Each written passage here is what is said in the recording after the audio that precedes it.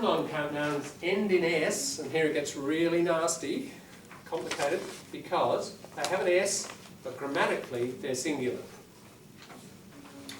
Now, common things are names of school and university subjects, physical activities, diseases and games. I'm going to read these out and I'm going to stop talking for a minute because I think there are some unknown things here probably, but I think some people at your table might know, and I'll leave you to kind of figure them out. Here we go. The subjects: civics, classics, economics, ergonomics, ethics, linguistics, mathematics, maths, mechanics, physics, politics, pragmatics. Notice the ick. Yeah, you get a subject with an ick at the end and it will almost certainly have an S. But, have a look underneath. See the example underneath? Aerobics is, well that's a sport.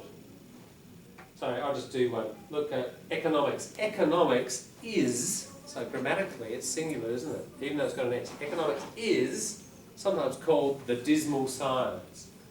Mathematics is not very popular in Australian schools. Grammatically singular, even though it's got an S. Alright, but it's got this S on it, and it's always there. You can never say economic as a noun. You can say it as an adjective. Physical activities, here's some sports: athletics, aerobics, calisthenics, gymnastics. Calisthenics, I reckon some people spell that with one L. You might like to check your dictionary, see what they accept. Diseases, we've got a few medical people in the room, they can tell you what shingles, measles and mumps are. But again, measles is sometimes a serious disease. Not measles are, measles is. Games, bowls, billiards, darts, dominoes, drafts and skittles. Let's have a look at a few examples here. Aerobics is really popular these days, particularly with older people. Shingles lays you low, which means makes you sick in bed. For anything up to 6 months, doesn't it? Bowls is played by many younger people these days. Can you see? You've got this S, but you've got singular verbs. The news, there's the news again. This news is not so good. Okay, now you can, under certain circumstances, have a plural verb when the noun phrase has a more specific reference. So when there's a possessive, like this, David's politics, keep. Now it's become plural. Can you see that? Getting him into trouble.